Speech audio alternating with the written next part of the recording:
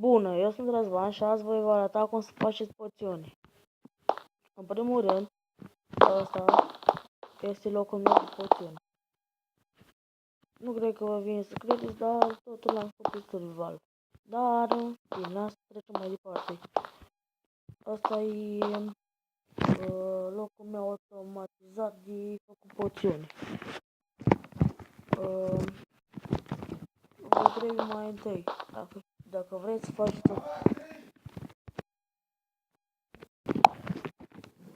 Dacă vreți să mai întâi să faceți o poțiune de, cum să cheamă, pardon, de viteză, va trebui sugar pentru a face asta, sugar. Și ne trebuie nail hard, da, nail hard, care o găsim în nether, prin templele alea al lui Herobrine. Scuzați-mă de întrerupere. Acum, hai să începem. Aici, dacă sunt curioși, aici am o stick cu apă și în hopper. Și el vine în fix aici unde sunt astea 3 sticle, cu apă aici vine. Și hopperul ăsta, aici trebuie să pun nether hard. Acum el e în sticlă. Uitați, acum el se duce sticlă, dar el e tot sunt sticle de apă obișnuite, numai că acum le-am pus ceva. Acum, în al doilea rând, ca să fac o poțiune de viteză, acum trebuie să pun sugar. Acum să duc în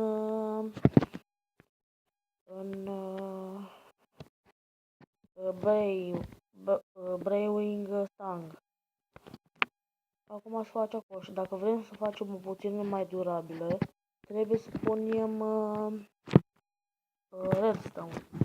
Redstone-ul face poțiunea mai lungă, de 8 minute. Unele poțiuni nu chiar durează 1 minut. Dacă mai pui și ăsta gunpowder, o faci un pic mai puțin, dar nu mai poți să-l arunci. Asta e un avantaj, nu mai trebuie să mai durezi să o bei. Acum ni s-a făcut poțiunea de viteză. La sfârșit să facem o demonstrație. Acum facem altă poțiune. Punem iar un tower și facem poțiune de stând în apă mai mult. Și punem și un redstone. Acum trecem la celălalt. Punem totul în network. Facem o poțiune de invizibilitate. Punem un gold color, un ochi Hem Spider ei, un ochi mai mare de la păianj, care l-am făcut pe gratis table, și un redstone ca să dureze mai mult. Pardon. Un redstone ca să dureze mai mult. Până acum mai avem puțin. Și hai să uităm aici acum. Poțiunea noastră se face. După aceea vă arăt poțiunea de fire resistant, adică de stând în lavă 8 minute, desigur. Mi s-a făcut poțiunea. Să vedem dacă mai avem loc în meniu. Lăsăm câte o poțiune la noi. Am lăsat. Toate astea încercăm, da? Stați pe aici și un alt loc mai mult. Acum am uit să leac aici. Introduc de vizibilitate. Acum facem iar un network. Acum facem puțin de sărit. Apoi așa. Îmi trebuie un picior de iepuri. Îmi trebuie un picior de iepuri și redstone. Acum ne uităm la puțină de vizibilitate.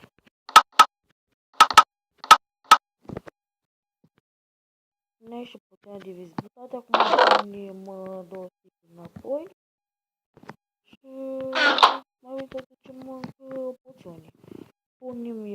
Nether, așa arată, știți, da? Acum facem un... am revenit, scuzați-mă de deranj. Am pus voidunar și acum facem o puține de rezistant. Punem o restă, carburez mai mult. Acum ne uităm la porțiunea noastră.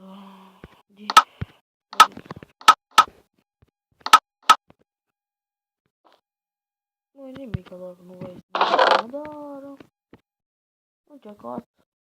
Eu zic că l-am făcut bine, ca la față. Uitați, ăsta de sărit, ăsta de viteză, ăsta de vizibilitate, ăsta de stând în apă mult și acum ne fac puțină de fire resistant. Pardon.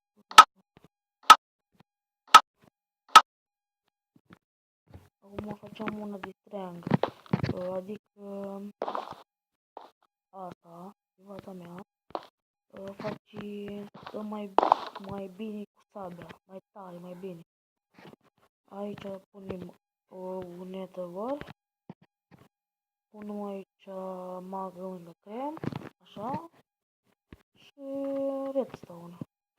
Acum trebuie să fac puțin de fire resistant.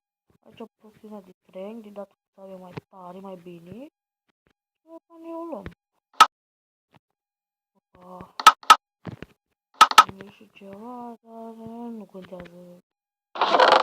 Dacă ați făcut automatul ca meu, nu-l poate să mă greșeală. Acum dați-mă doar nu nimic, pot mai fac puțin, dar bine. Acum ne uităm la putura noastră, acum se introduce redstone. Acum vom face puțin de viață. Ca să faci o puțin de viață, trebuie să duci în nether și să te lupți cu un gas. Gasul ăla arată ca o fantomă din nether.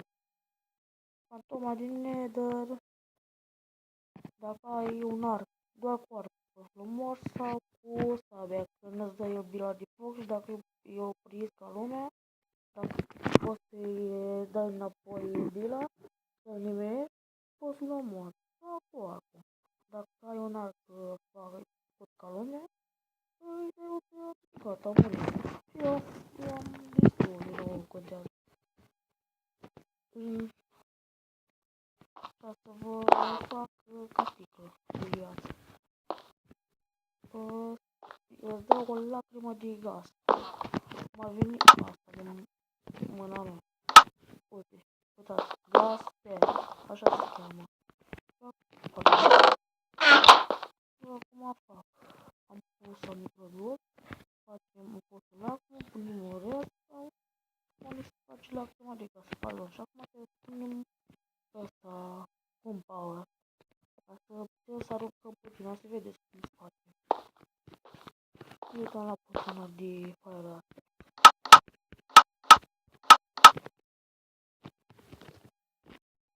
Uitați de mâna mea, ați văzut așa acolo, punem înapoi aici și o punem din ok. În primul rând să ținem și o sabie în mână când ca să facem și o lumea. Apropo, scriptajul, uite, da, vă arăt eu, scriptajul dacă face mereu, dacă sparg asta, el mi-l lasă în forma inițială, cum arată. Asta am dus să vă arăt. Acum ne pun funcțiunea.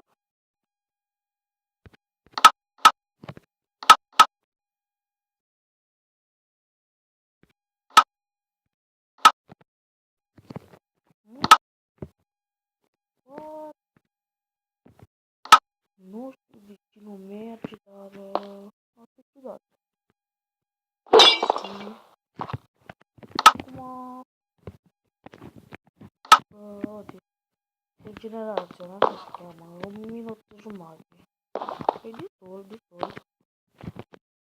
Acum vreau să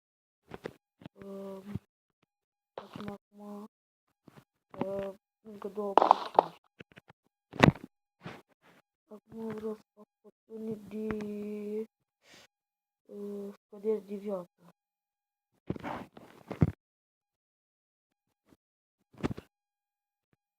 După să mă fac încă ceva, încă ceva cu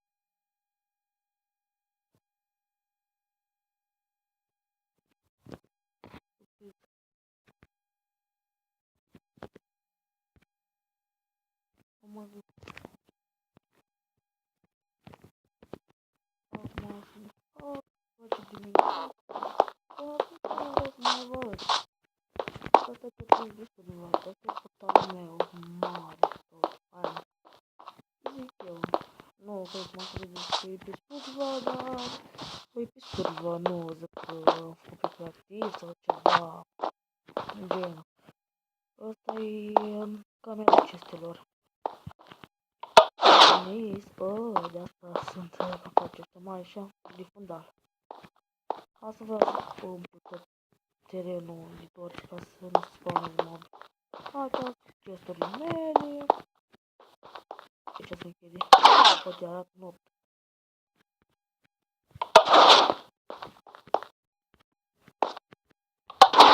Fain. Aici să am niște caia să pun acolo. Aici e de table-ul meu.